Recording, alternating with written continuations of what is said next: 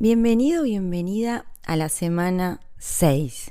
Qué bueno, estamos en la mitad de este recorrido, qué lindo. Por eso, les había dado una semana de más antes de publicar esta nueva semana, porque lo que viene de acá en adelante requiere que estemos más enfocados. Entonces, no había que tener tareas pendientes. Espero que hayas podido hacer el desafío de la semana sin redes sociales. Si no lo hiciste, te lo recomiendo. Y después me contás qué tal te fue, ¿sí? En esta semana lo que vamos a trabajar es recuperar una sensación de abundancia. Esta semana te enfrentas a un gran instrumento del bloqueo creativo, el dinero. Se te pide que examines en profundidad tus ideas en torno a Dios, el dinero y la abundancia creativa. Los ensayos explorarán cómo tus actitudes limitan la abundancia y el lujo en tu vida actual. Se te presentará la herramienta de contar que rompe bloqueos, da claridad y mejora el uso de los fondos. Esta semana puede hacer que te sientas volátil. Yo soy creyente, declara Nancy, solo que no creo que Dios se meta en asuntos del dinero. Aunque no lo reconozca Nancy, carga con dos creencias que suponen un autosabotaje. Cree no solo que Dios es bueno, demasiado bueno como para entrar en temas del dinero, sino también que el dinero es malo. Nancy, como muchos de nosotros, necesita revisar en profundidad su idea de Dios para poder recuperar completamente su creatividad. Para muchos de nosotros, educados en la idea de que el dinero es la verdadera fuente de la seguridad, depender de Dios resulta insensato, suicida, hasta irrisorio. Cuando pensamos en los lirios del campo, los vemos pintorescos, excesivamente ajenos al mundo moderno. Nosotros tenemos que ganarnos el pan, que pagarnos el vestido y el calzado. Y nos dedicaremos a nuestro arte, nos decimos, cuando tengamos el suficiente dinero como para hacerlo con facilidad. ¿Y eso cuándo será? Queremos un Dios que ofrezca la misma sensación que un buen sueldo, con permiso para gastarlo como queramos. Escuchando el canto de sirena del más, hacemos oídos sordos a la pequeña voz que aguarda en nuestra alma para susurrar: «Tú ya eres bastante». Buscad primero el reino de los cielos y todo lo demás se os dará por añadidura. Nos dice, muchas veces desde la infancia, la gente que cita la Biblia. No nos lo creemos. Y desde luego no nos lo creemos en relación con el arte. A lo mejor, si le apretamos Dios, nos daría de comer. Y nos vestiría, pero ¿nos compraría los materiales de pintura? ¿Un tour por los museos de Europa? ¿Clases de baile? Dios no va a llevarse la mano al bolsillo para eso, nos decimos. Nos aferramos a nuestras preocupaciones financieras como forma de evitar no solo nuestro arte, sino también nuestro desarrollo espiritual. Nuestra fe está en el dólar. Tengo que procurarme el sustento, decimos. Nadie va a pagarme para que sea más creativa. De eso estamos totalmente seguros. La mayoría de nosotros alberga en secreto la creencia de que el trabajo tiene que ser trabajo y no diversión, y de que cualquier cosa que deseemos hacer, como escribir, actuar, bailar, se debe considerar una frivolidad y se ha de colocar con distancia en una segunda posición. Actuamos según la vieja y tóxica idea de que la voluntad de Dios para con nosotros y nuestra propia voluntad están en lados opuestos de la mesa. Yo quiero ser actriz, pero Dios quiere que sea camarera en bares de mala muerte, dice el guión. Así que si intento ser actriz, terminaré sirviendo mesas. Esa forma de pensar está basada en la idea de que Dios es un padre severo con ideas muy rígidas sobre lo que es adecuado para nosotros. Y ten por seguro que son ideas que no van a gustarnos. Esta idea atrofiada de Dios necesita cambios. Esta semana en tus páginas matutinas escribe sobre el Dios en el que crees y el Dios en el que te gustaría creer. Para algunos de nosotros esto significa: ¿y qué pasa si Dios es mujer y está de mi parte? Para otros, Dios es energía o una serie de fuerzas elevadas que nos mueven hacia un bien mayor. Si sigues funcionando con una idea de Dios que no has vuelto a examinar desde la infancia, es probable que te estés enfrentando a un Dios tóxico. ¿Qué pensaría un Dios no tóxico de tus objetivos creativos? ¿Podría existir tal Dios? Si fuera así, ¿el dinero o tu trabajo o tu amante seguirían siendo tu impulso más poderoso? Para muchos de nosotros, la dificultad equivale a virtud y el arte a hacer tonterías. El trabajo duro es bueno. Un empleo terrible apuntala a nuestra fibra moral. Algo, por ejemplo, un talento para pintar, que nos resulta fácil y que nos resulta compatible, debe ser una especie de truco barato que no hay que tomarse en serio. Por un lado, admitimos con la boca pequeña la idea de que Dios quiere que seamos felices, alegres y libres. Por otra, pensamos en el fondo que Dios quiere que no tengamos un duro, si somos tan decadentes que queremos ser artistas. ¿Tenemos algún tipo de prueba para estas ideas acerca de Dios? Al observar la creación divina, resulta bastante claro que el propio Creador no supo dónde parar. No hay una flor rosa, ni siquiera 50 flores rosas, sino cientos. Los copos de nieve, por supuesto, son el colmo del regocijo creativo. No hay dos iguales. Este creador tiene una pinta sospechosamente parecida a la de alguien que tal vez nos envía apoyo para nuestras aventuras creativas. Tenemos un nuevo jefe, promete el gran libro de Alcohólicos Anónimos a los alcohólicos en rehabilitación. Si nos ocupamos de los asuntos de Dios, Él se ocupará de los nuestros. A los maltrechos recién llegados a la asociación, este tipo de pensamiento les da la vida.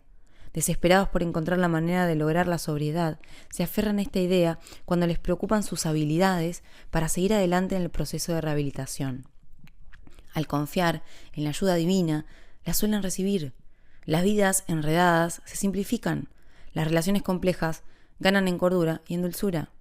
Para quienes están menos desesperados, estas seguridades parecen simples, incluso falaces, como si nos estuvieran engañando. ¿Un Dios que tiene un trabajo para mí? ¿Un Dios que tiene una tarea que me hará sentir realizado? ¿Un Dios que posee la abundancia y la dignidad, que tiene a su alcance 1.000.000 de posibilidades, la llave de todas las puertas? Este Dios suena sospechosamente atimador. Por tanto, cuando llega el momento de elegir entre un sueño y este tedioso asunto, muchas veces escogemos soslayar el sueño y culpar a Dios de nuestra continuada desgracia. Actuamos como si Dios tuviera la culpa de que no fuéramos a Europa, a clase de pintura, a esa prueba de cámara. Pero la verdad es que fuimos nosotros, no Dios, quienes elegimos no ir.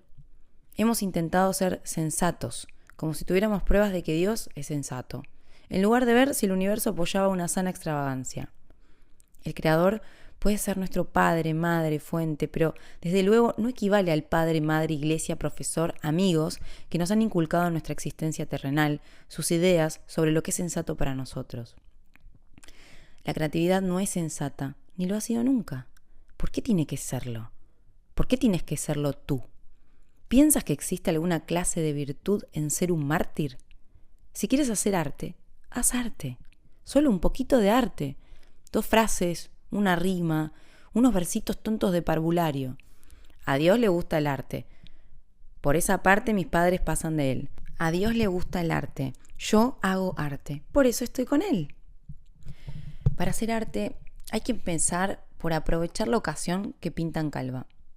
Hay que empezar por entrar en el ahora y disfrutar del día. Se empieza por darte pequeños caprichos y regalarte descansos. Esto resulta extravagante, pero Dios también. Es una buena actitud que se puede asumir cuando estés incitando a tu artista a pequeños sobornos y caprichos.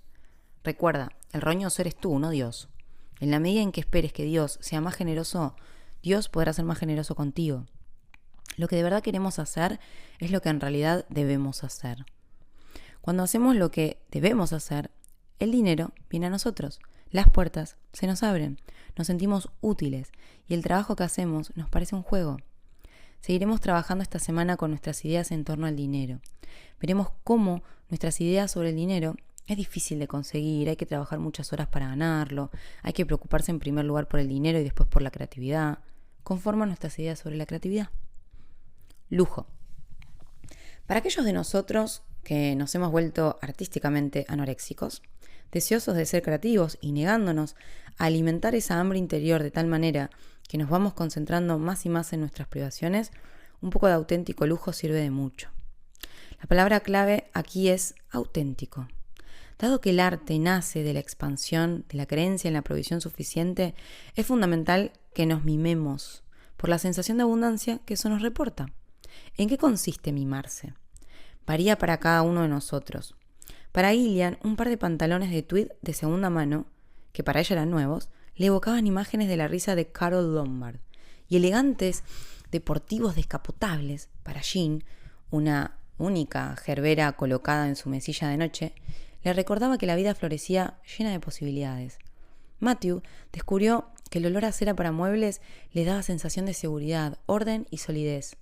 Constance encontró lujo en permitirse la suscripción a una revista, un regalo de $20 que complace con imágenes y mimos durante todo un año. Con demasiada frecuencia nos bloqueamos y le echamos la culpa a la falta de dinero. Esto nunca supone un bloqueo auténtico.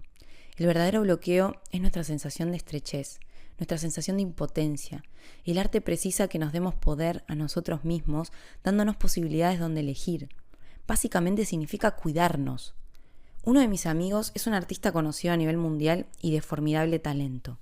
Tiene asegurado un lugar en la historia por su contribución en su campo de trabajo. Los artistas jóvenes lo buscan y los mayores lo respetan.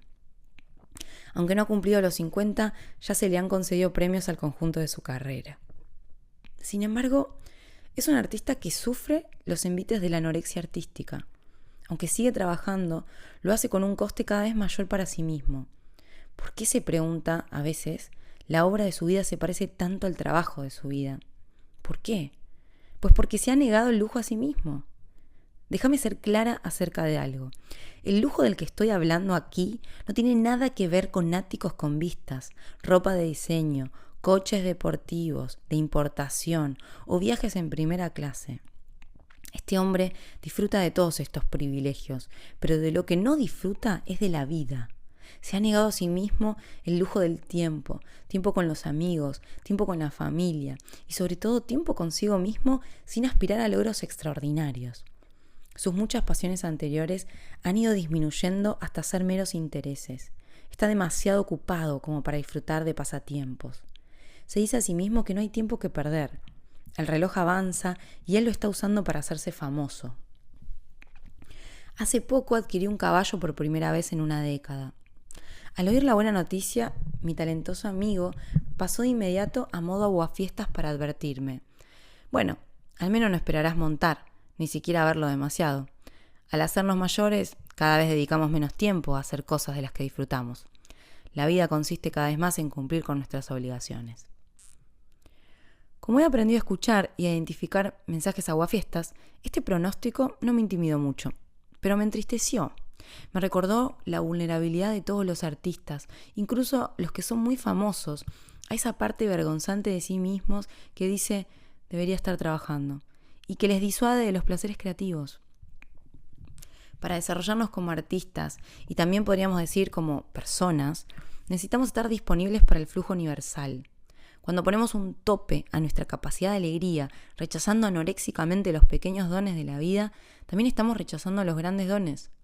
Quienes, como mi amigo artista, estamos involucrados en largas obras creativas, nos descubrimos exprimiendo nuestras almas en busca de imágenes, regresando a trabajos anteriores, recurriendo a trucos, tirando de oficio más que engrandeciendo nuestro arte.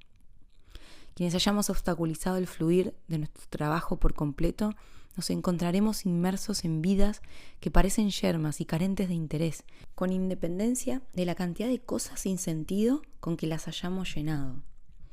¿Qué nos produce auténtica alegría? Esa es la pregunta que hacer en relación con el lujo. Y para cada uno de nosotros la respuesta es muy diferente. Con independencia de la cantidad de cosas sin sentido con que las hayamos llenado. ¿Qué nos produce auténtica alegría? Esa es la pregunta que hacer en relación con el lujo. Y para cada uno de nosotros la respuesta es muy diferente. Para Berenice son las frambuesas frescas. Le da risa lo fácil que es contentarla. Por el precio de medio kilo de frambuesas, ella compra la experiencia de la abundancia. Esparcidas sobre los cereales, cortadas con un melocotón, combinadas con helado, puede comprar su abundancia en el supermercado y hasta llevársela congelada si no hay más remedio. Cuestan entre $1,98 y $4,50, dependiendo de la estación. Siempre me digo que son demasiado caras, pero la verdad es que son una ganga por una semana de lujo. Es menos de lo que cuesta ir al cine, menos que una hamburguesa de deluxe con queso, pero supongo que es más de lo que yo creía merecer. Para Alan, el gran lujo es la música. De joven era músico, pero durante mucho tiempo se negó a sí mismo el derecho a tocar. Como la mayoría de los creadores bloqueados, padecía una fatal dualidad, anorexia artística y orgullo perfeccionista. Para este jugador no existían los tiros de prueba. Quería estar en lo más alto, y si no podía estar ahí, ni se acercaría a su adorada música. Atacado y frustrado, Alan describía su bloqueo de la siguiente manera: intento tocar y me escucho a mí mismo y lo que soy capaz de hacer está tan lejos de lo que quiero hacer que me da de entera. Y entonces abandono. Al ponerse a trabajar en su rehabilitación creativa, Alan empezó por permitirse el lujo de comprar un nuevo disco a la semana. Dejó de hacer de la música un trabajo y volvió a convertirla en una diversión. Se trataba también de comprar locas grabaciones, no solo alta cultura. Había que olvidarse de las aspiraciones elevadas. ¿Qué era lo que sonaba divertido? Alan empezó a explorar. Compró gospel, country y western, música india de tambores. Al cabo de un mes, compró de forma impulsiva unos palos para practicar. Los dejó estar y los dejó estar y los dejó estar. 3 meses más tarde, Alan tamborileaba sobre el manillar de su bici estática, escuchando rock and roll a todo trapo en su MP3. 2 meses más tarde, limpió un rincón de la guardilla y se compró una batería de segunda mano. Pensé que mi mujer y mi hija se avergonzarían al oír lo malo que era, explica. Pero reconoce que se dio cuenta de que estaba culpándose. En realidad, a quien me daba vergüenza era a mí. Pero ahora solo me lo estoy pasando bien con esto. Y la verdad es que ya no sueno tan mal. Para ser un tío mayor, yo diría que he vuelto a cogerle el punto. Para Laura, su primera experiencia con el lujo fue comprarse una caja de acuarelas en un todo a 100. Para Katy fue un estuche deluxe de ceras Crayola, de las que mi madre nunca me quería comprar. Me permití a mí misma hacer los 2 dibujos la primera noche, y uno de ellos fue un boceto de mí misma en mi nueva vida, la que estoy trabajando por conseguir. Pero para muchos creadores bloqueados, el solo hecho de imaginarse disfrutando de lujos conlleva cierto trabajo. El lujo para la mayoría de nosotros es una práctica aprendida, y los creadores bloqueados con frecuencia, las cenicientas del mundo, concentrados en otras personas a expensas de nosotros mismos, es posible que la sola idea de darnos un capricho nos resulte amenazadora. No intentes despedir a Cenicienta, me aconseja mi amiga Karen, la escritora. Mantén a Cenicienta, pero concéntrate en regalarte a ti misma el zapato de cristal. La segunda parte de ese cuento de hadas es estupenda. Muchas veces de lo que hablamos cuando hablamos de lujo es más de un cambio en la conciencia que de un fluir, aunque a medida que reconocemos e incorporamos a nuestra vida aquello que nos parece un lujo, puede que, en efecto, desencadenemos un mayor fluir. Vivir de manera creativa requiere el lujo del tiempo, que nos labramos nosotros mismos incluso si son solo 15 minutos para hacer deprisa y corriendo las páginas matutinas o para darnos un baño rápido después del trabajo. Las vidas creativas requieren el lujo de contar con espacio para nosotros mismos, incluso aunque lo único que consigamos sea una estantería especial y un alféizar para nosotros. Mi estudio tiene una repisa en la ventana con pisapapeles y conchas marinas.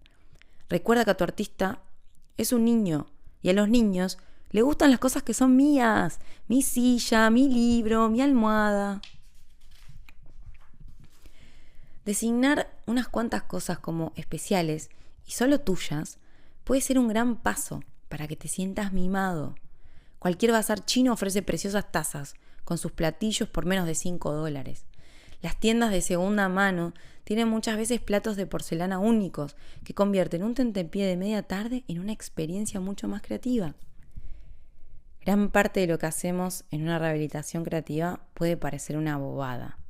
Bobada es un mecanismo de defensa utilizado por nuestro adulto aguafiestas para sofocar a nuestro niño artista. Cuidado con agredirte con la palabra bobada. Sí, las citas de artistas son bobadas. De eso se trata, precisamente. Contar. Un ejercicio. Durante la próxima semana descubrirás cómo se gasta el dinero. Compra un cuadernito de bolsillo y apunta cada céntimo que te gastes. No importa para qué sea, ni lo diminuto de la compra. Pues el dinero suelto sigue siendo dinero. Todos los días fecha las páginas y cuenta lo que compraste, en qué lo gastaste, dónde fue a parar el dinero, si fue para comida, si te lo gastaste en almorzar en un bar, en un taxi, en el metro o en un préstamo para tu hermano. Sé meticuloso, sé concienzudo y no te juzgues. Se trata de un ejercicio de autoobservación, no de autoflagelación. Tal vez quieras continuar con esta práctica durante todo un mes o acaso más. Te enseñará lo que valoras en relación con lo que gastas. Muchas veces tus gastos difieren de tus verdaderos valores. Malgastamos dinero en cosas que no apreciamos y nos negamos cosas que apreciaríamos. Para muchos de nosotros, contar es un preludio necesario para entender el lujo creativo. Ok, hasta acá nuestra semana 6, donde estamos reconectando con una sensación de abundancia.